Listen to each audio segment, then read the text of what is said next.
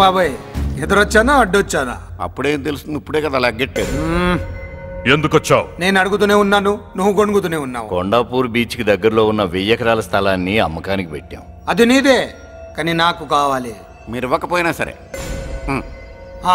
నీకు ఫోన్లోనే చెప్పాను, ఆ స్థలం ఇన్నాళ్ళు మన ఇండస్ట్రీలో పనిచేసిన వర్కర్స్ కి పంచిద్దామని.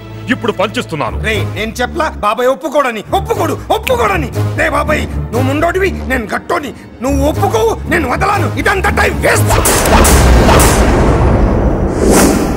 బెదిరిస్తున్నావా? చంపుతావా? చంపరా?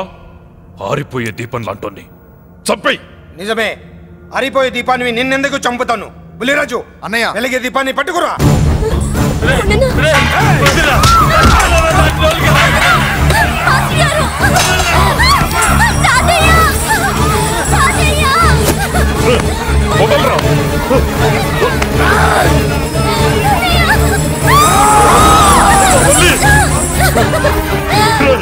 నా మనవరాలరా, నా ప్రాణం రా.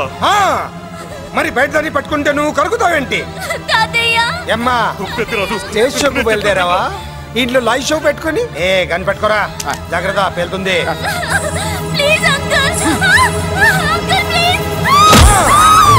చెల్లి, నా మనవరాలు ఏం చేయొద్దురా.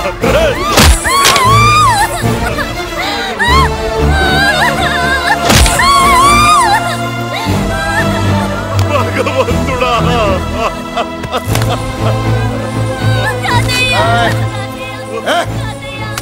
ఏడ్చిన తర్వాత సంతకం పెట్టి పంపించు, లేదంటే నీ వంశంలో అందరికీ ఒక్క